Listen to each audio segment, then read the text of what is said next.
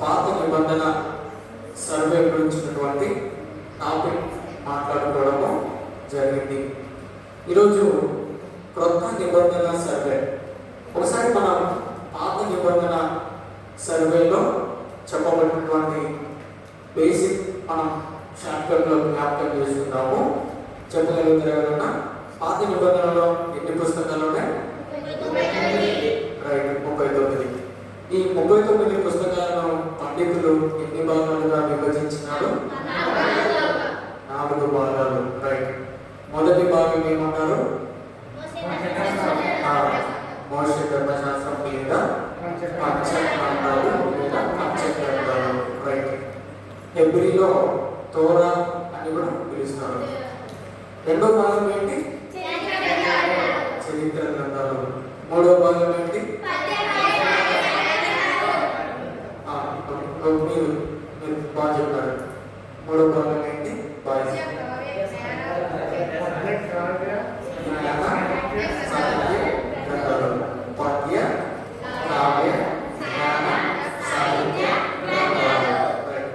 తర్వాత 4వ భాగము ప్రవక్తలు. 4వ భాగం ఏంటి? ప్రవక్తలు. దాంట్లో పెద్ద ప్రవక్తలు, మొత్తం ఎన్ని భాగాలు? Okay, right. ఇప్పుడు పంచఖండాలు ఎన్ని పుస్తకాలు ఉన్నాయి? 5. రైట్. తర్వాత పద్యకాల జ్ఞాన సాహిత్య గ్రంథాలలో ఎన్ని పుస్తకాలు ఉన్నాయి? 6 ఉన్నాయి. ఎన్ని ఉన్నాయి? 6 ఉన్నాయి. ఏదైతే చెప్తారా? యోగు,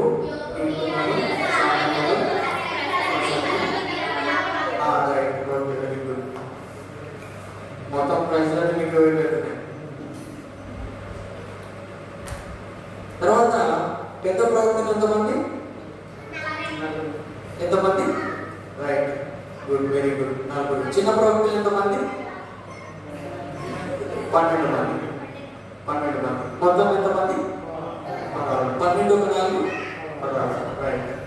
మంచి ఐడియా కలిగి ఉన్నారు పాత నిబంధన సర్వేలో.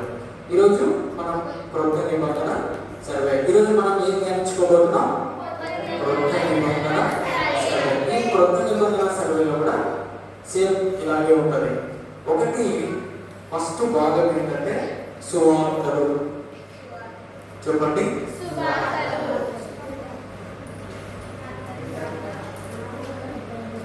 ఈ సువార్తలలో ఏమేమి ఉంటాయి అంటే వినాలి. ఫస్ట్ అందరూ వినాలి. మత్తయి సువార్త, మార్కు సువార్త, లూకా సువార్త, యోహాను సువార్త. ఇప్పుడు ఎన్ని? అందరూ వింటున్నారా? మత్తయి సువార్త, మార్కు సువార్త, లూకా సువార్త, యోహాను సువార్త. ఎన్ని పుస్తకాలనే? వీటిని ఏమంటారు? సువార్తలు అంటారు. ఎందుకంటే ముందుగా మొత్తం ఎన్ని పుస్తకాలు ఉంటాయో అంటే 27 పుస్తకాలు ఉంటాయి. ఏంటంటే ఎక్కేద్దామో ఒకసారి చూడండి. అందరూ బైబిల్ గ్రంథం తెచ్చారు. ప్రతి ఒక్కరు బైబిల్ చదవగలిగిన వాళ్ళందరూ మత్తయి సువార్త నుండి ప్రకటన వరకు లెక్క వేయండి. కట్టపట్ట స్పీడ్గా చదవండి. మనసులో చదువుకోండి. ఒకదాని తర్వాత మత్తయి సువార్త, మార్కు, లూకా, యోహాను ఇట్లా లెక్కేసి ఎన్నో చెప్పాలి. చదివినావా? ఎప్పుడు చదువుతుంది? అంత స్పీడ్ చదువు. ఇట్లాంటివే ఇట్లా నేను 27 చదివినావా? చదివినా బైబుల్ ఏదో వెళ్ళాను. అంత స్పీడ్ చెప్తే ఈ చదువు ఒకసారి చదువు. మత్తయి సువార్త తర్వాత చదువు. చదువు చదవాలా? నేను చెప్పినానని కాదు, బైబుల్ తెరిచి చదవాలా. మనసులో చదువుకో. చదువు లెక్కేసుకో. ఎన్నోన్నాయో అందరూ లెక్కేసుకోవాలా. ఓకే, నేను గుడ్డికి వెళ్ళని చెప్తే నమ్మకూడదు. నిజంగా 27 ఉన్నాయా లేదా అని పరిశీలించాలి. అందరూ? ఎన్ని ఉన్నాయి? 27 ఉన్నాయి. 27 పుస్తకాలు. ఈ 27 పుస్తకాలలో మొదటి భాగంలో మత్తయి సువార్త, మార్కు సువార్త, లూకా సువార్త, యోహాను సువార్త. ఇక్కడికి 4 పుస్తకాలు ఒక భాగం. తర్వాత రెండవదిగా చరిత్ర గ్రంథం. రెండవది చెప్పండి. చరిత్ర గ్రంథం అని పిలువబడేది ఎన్నున్నాయి అంటే కేవలం ఒకటే. అది అపోస్తుల కార్యములు.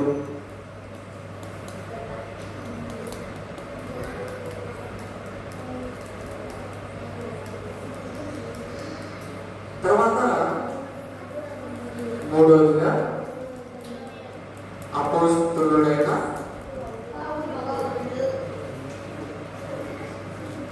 పౌలు రాసిన పత్రికలు.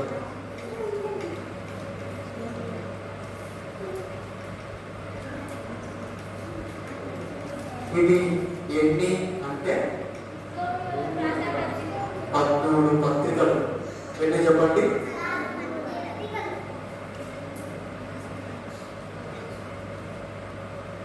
ఇప్పటికి ఎన్ని భాగాలు? ఫస్ట్ ఏది? సెకండ్ ఏది? బాయ్స్ అంటే చెప్పాలి. ఫస్ట్ ఏది? సెకండ్ థర్డ్ అపోస్తలుడైన పౌలు రాసిన పత్రికలు. ఎన్ని పత్రికలు? 13 పత్రికలు. ఇప్పుడు 4 అపోస్తలుడైన యోహాను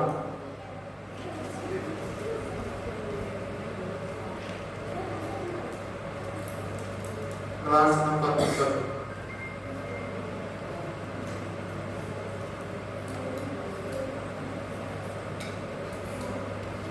ఇవి 5 ఉన్నాయి. 5 పుస్తకాలు. ఇవి ఎన్ని ఉన్నాయి? 5 పుస్తకాలు. తర్వాత పేతురు రాసినటువంటి పత్రికలు.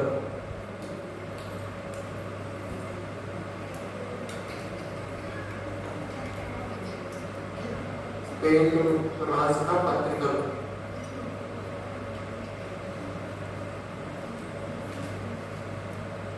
ఇవి 2. ఇవన్నీ వింటున్నారు అందరూ? రైట్. తర్వాత యాకోబు రాసిన పత్రిక 1. తర్వాత ఏం చెప్పండి? యాకోబు రాసిన పత్రిక ఎన్ని? ఒక పుస్తకం. తర్వాత యూదా రాసిన పత్రిక. ఇది 1. ఇప్పుడు లెక్కేద్దామా? గుర్తుపెట్టుకోండి. ఇక్కడ ఏమన్నా ఫస్ట్ 4 ఉన్నాయి. 1 రెండోది 1. ఇక్కడ ఎన్ని ఉన్నాయి? 13. ఇక్కడ ఎన్ని ఉన్నాయి? 5. ఇక్కడ ఎన్ని ఉన్నాయి? 2. ఇక్కడ ఎన్ని ఉన్నాయి? 1. ఇక్కడ ఎన్ని ఉన్నాయి? 1. లెక్క వేయండి. తప్పు చెప్పొద్దండి. 27 ఎన్ని ఉన్నాయి? 5, 10, 23, 24, 26, 27. అంతేనా? ఇప్పుడు కరెక్ట్ చెప్పండి. కరెక్ట్ ఉన్నాయి. కరెక్ట్ ఉన్నాయి. 4 1 ఎంత? 5 1 13. 5 1 13. 18 18 1 5 23 1 2 27.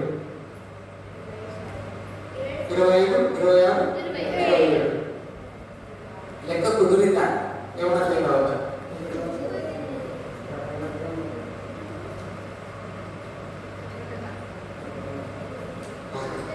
ఇప్పుడు వీటిని మనం ఏం చేయాలంటే అసలు అపోస్తలుడైన పౌలు రాసిన పత్రికలు ఏవేవి అని గుర్తుపెట్టుకోవాలి. చూద్దామా బైబిల్ గ్రంథంలో పౌలు రాసిన పత్రికలు చూడండి, తెరవండి. ఫస్ట్ పేజీలో ఉంటుంది రోమా పత్రిక నుండి, రోమా పత్రిక, కొరింథీయులకు రాసిన మొదటి పత్రిక, కొరింథీయులకు రాసిన రెండో పత్రిక, గలతీ పత్రిక, ఎఫెసీ, ఫిలిప్పీ, కొలస్సీ, తెస్సలోనికీయులకు రాసిన పత్రిక, రెండో పత్రికలు ఇవి. మొదటి పత్రిక, రెండో పత్రిక, తిమోతికి రాసినటువంటి మొదటి పత్రిక, రెండో పత్రిక, తీతుకు రాసిన పత్రిక, ఫిలెమోనుకు రాసిన పత్రిక, హెబ్రీయులకు రాసినటువంటి పత్రిక. ఇప్పుడు ఇక్కడ ఒక సస్పెన్స్ ఏంటంటే, వాస్తవానికి పౌలు 14 పత్రికలు రాసినాడు. కానీ కొంతమంది పండితులు ఏమని చెప్తారంటే, లేదు ఆయన 14 రాసినాడని చెప్తారు. ఎన్ని రాసినాడని చెప్తారు పండితులు కొంతమంది? అది ఏంటంటే హెబ్రీలో రాసినటువంటి పత్రిక. ఏదది? హెబ్రీని కలిసి చెప్తారు. కానీ కొంతమంది ఏమని చెప్తారంటే, లేదు ఆ పత్రిక హెబ్రీ పత్రిక పౌలు రాయలేదు, ఒక యూదుడు, ఒక మంచి అనుభవం కలిగినటువంటి ధర్మశాస్త్ర ఉపదేశకుడు యూదుడు రాసినట్టు కొంతమంది చెప్తారు. కొంతమంది ఏమని చెప్తారంటే, అంత అనుభవం ఎవరికి పౌలుకే ఎలా ఉన్నది కాబట్టి పౌలే రాసినటువంటి ఉద్దేశంతో అపోస్తలుడైన పౌలు హెబ్రీలో రాసినటువంటి పత్రికని మెన్షన్ చేయడం జరిగింది. చూడండి, హెబ్రీ పత్రిక చదవండి. మొదటి ఎట్లుంటుందో చూడండి ఆ పత్రిక పైన హెడ్లైన్, అపోస్తలుడైన పౌలు హెబ్రీయులకు రాసిన పత్రిక. చూసినారా? పేజ్ నెంబర్ చెప్పాలా? పుస్తకం 201. అపోస్తలుడైన పౌలు హెబ్రీయులకు రాసిన పత్రిక. ఇది సస్పెన్స్. ఖచ్చితంగా పౌలు రాసినాడని చెప్పలేము, ఖచ్చితంగా యూదులే రాసినాడని చెప్పలేము. కానీ ఖచ్చితంగా మనం ఎట్లా చెప్పగలుగుతాం అంటే 14 ఖచ్చితంగా రాసినాడని చెప్పగలుగుతాం. రోమా పత్రిక, కొరింథీయులకు రాసిన పత్రికలు, ఇలా మొత్తం కలిపి 14 పత్రికలు. యోహాను, అపోస్తలుడైన యోహాను. ఎవరి యోహాను అంటే యేసుక్రీస్తు శిష్యుడు. ఎవరు ఏమని చెప్పండి? యేసుక్రీస్తు శిష్యుడు. 12 మంది శిష్యులలో ఒకడుగా నిలబడినటువంటి వాడు, పద్మాసు దీపంలో ప్రవాసి అయినటువంటి వాడు. 5 పుస్తకాలు దీంతో కలిపి, సువార్తలలో యోహాను సువార్త ఉందా, దీనితో కలిపి 5 పుస్తకాలు. మిగతా పుస్తకాలు ఏమంటే, ఒకటి ప్రకటన గ్రంథం, తర్వాత యోహాను రాసిన 3 పత్రికలు, 3 పత్రికలు, ప్రకటన గ్రంథం, యోహాను సువార్త, ఇన్క్లూడ్ అన్ని కలిపి 5 పుస్తకాలు. పేతురు రాసినటువంటి పత్రికలు 2. అపోస్తలుడైన పేతురు రాసిన మొదటి పత్రిక, రెండో పత్రిక. తర్వాత యాకోబు రాసిన పత్రిక, యేసుక్రీస్తు సహోదరుడు అని కూడా అంటారు. తర్వాత యూదా రాసిన పత్రిక. మొత్తము ఎన్ని పుస్తకాలు? 27 పుస్తకాలు. అర్థమైందా? ఇది బైబిల్ క్రొత్త నిబంధన సర్వే. ఇక్కడ బాబు పెట్టుకోండి, మత్తయి సువార్త, మార్కు సువార్త, లూకా సువార్త, యోహాను సువార్తలో యేసు ప్రభు చరిత్ర మొత్తం ఉంటుంది.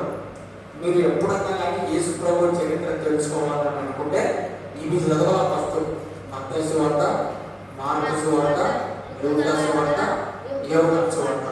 యేసు ప్రభువు పుట్టినది మొదలుకొని మరణించి చనిపోయి సమాధి చేయబడి తిరిగి లేపబడిన సమయం, దినాలు ఏవైతే ఉంటాయో ఆ సంఘటనలన్నీ ఈ సువార్తలలో క్లారిటీగా, నీట్గా రాయబడ్డాయి.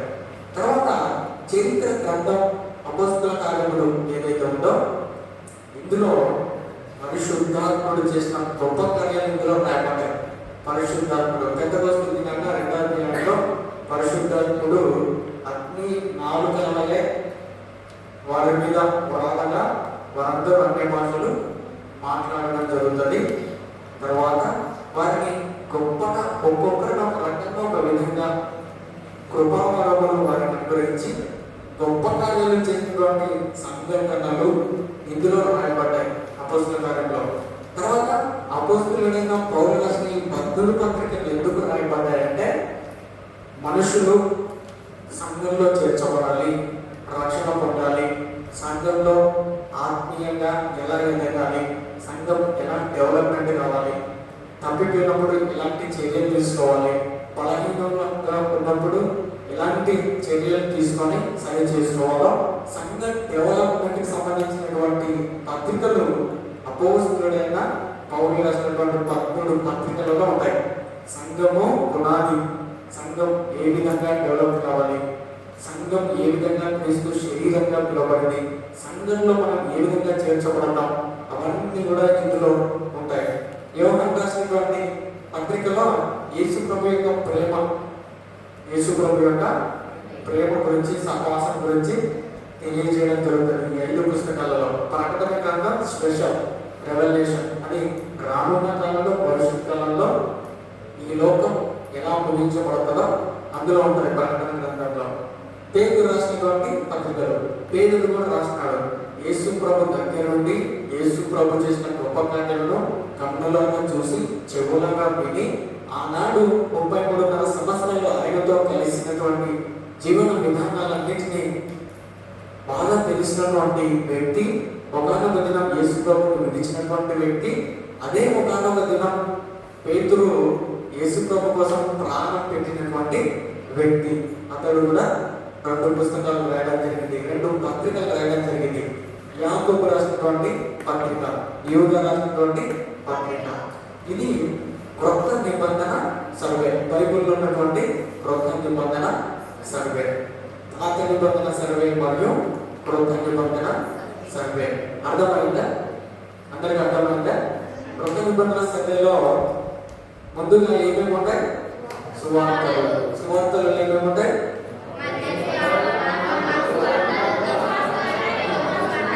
చరిత్ర గ్రంథం.